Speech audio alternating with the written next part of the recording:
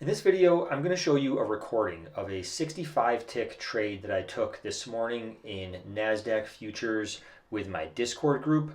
And then I'm going to give you a detailed breakdown of the trade to help you understand the logic and planning that goes into executing a trade like this. We've got VWAP curling up now and price retracing back into this zone. That was a sort of a breakout level, not a super significant one, but definitely an area of interest.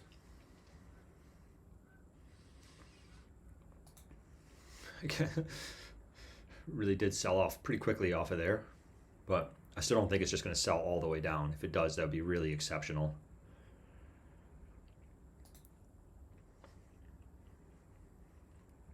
I want to look for signs of buyers down here, especially getting into VWAP. Seeing some buyers coming in. Again, I'm looking for a higher low at this point. This is just too steep of a drop. I don't want to just jump in aggressively. Let's see the sellers make another attempt and fail. I'd like to see this come down into VWAP, but I'd like it to happen like now. Now we're only 8 minutes out from news. This is why we use patience, guys. It's so easy to get faked out. See these like engulfing candles.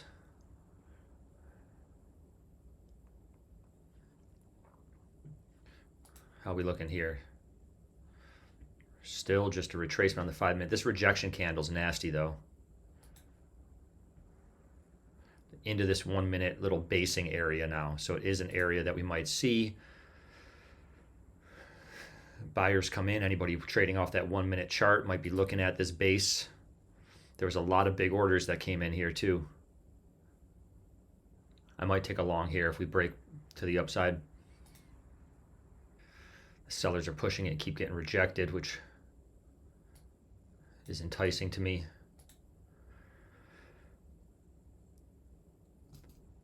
Order filled. I'm taking a long.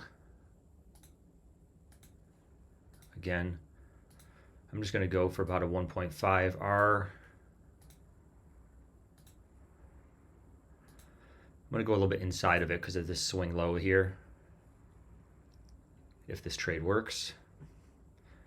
I don't expect to be in this trade for more than 5 minutes. But the problem is right before news, sometimes volatility dies.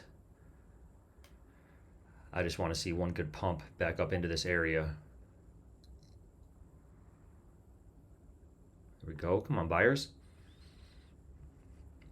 Good. I'm going to tighten my risk up at this point. Going for about 70 ticks or so on this.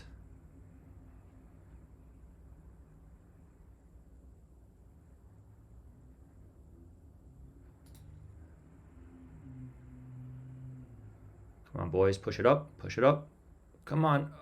Oh my gosh. Oh, look at that, like one tick away.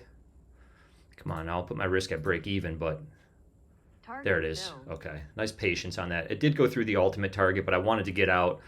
You could see how the sellers started to come in there and with the news looming over our heads, you know? So that's all right. I feel okay about that.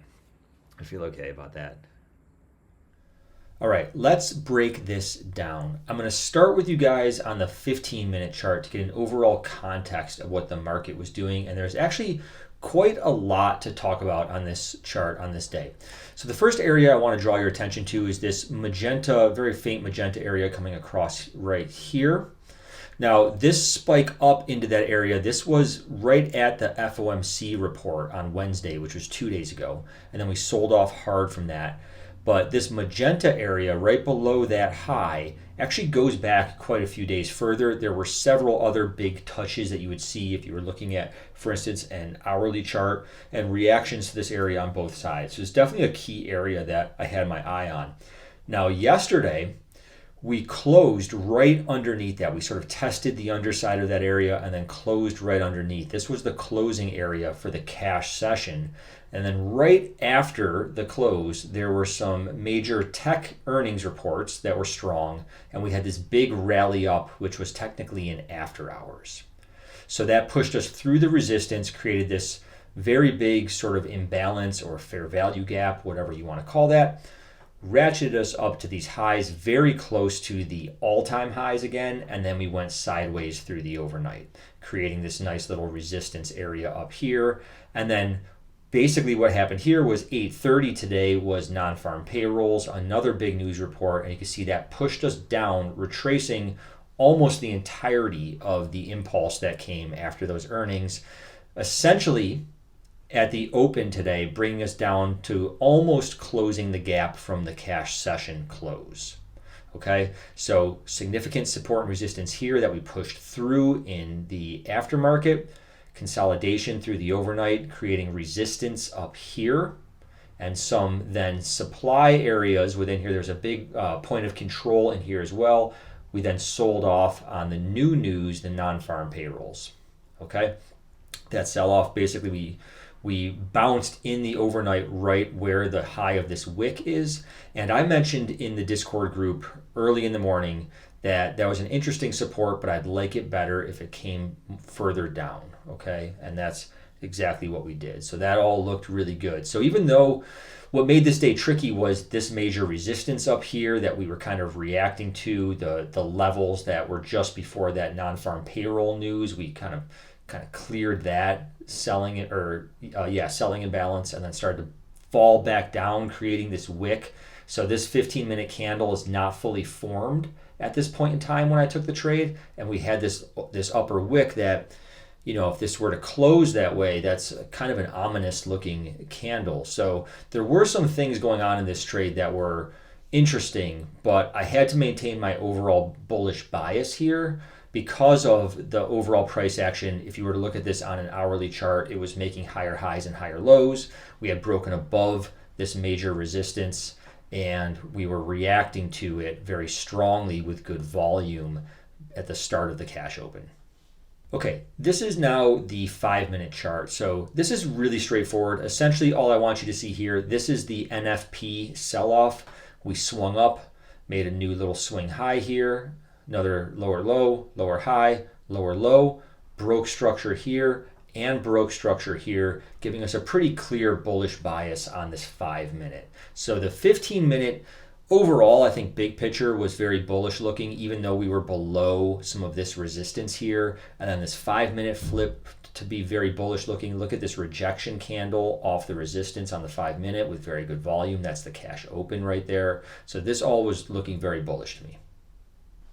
Okay, this is the 1-minute chart. This is what really set up the trade. This was that 5-minute swing high here. So essentially, as we tapped into this support area, you can see volume was very strong as we rejected, and then we just shot up out of there with virtually no retracement and broke right through this previous area of resistance without much more than a slight pause.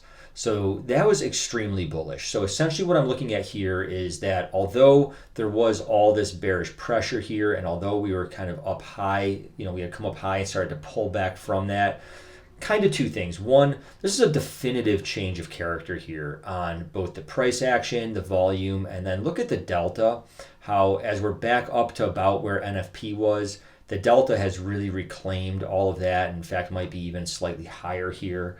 So to me, I'm seeing this as, this is extremely strong delta. This is a big shift in the price action and the order flow of the market. And I marked off this base area that was formed here. You can see the large trade bubbles on the NinjaTrader trade detector and all the volume that came in on that little doji candle there in the middle. So I'm looking at this as previous resistance, newfound support. I actually like the fact that we probed below it a little bit and tested into this area. And also we've got VWAP right here. So this to me was setting up to be a really nice long. What was going through my mind was I sort of figured we might encounter some selling up here. I wasn't totally confident that we'd go bullish for the entire day, but with this strong buying, I could not imagine, it would be very rare to see this just do a V reversal and that be it. when you have such strong buying like this out of nowhere. So I figured at the very least, even if this was going to roll over, that it was going to need to take some work to do it, and that this was a likely area that we'd see a bounce and we could get a good scalp out of it. And that was sort of my mindset going into this. The other thing I want to point out, I forgot to mention, is that this was 9:55 a.m. and there was a 10 o'clock news release of the Michigan Consumer Sentiment Report. So I also wasn't looking to take a big move here. I wanted to be out of this trade before that news hit.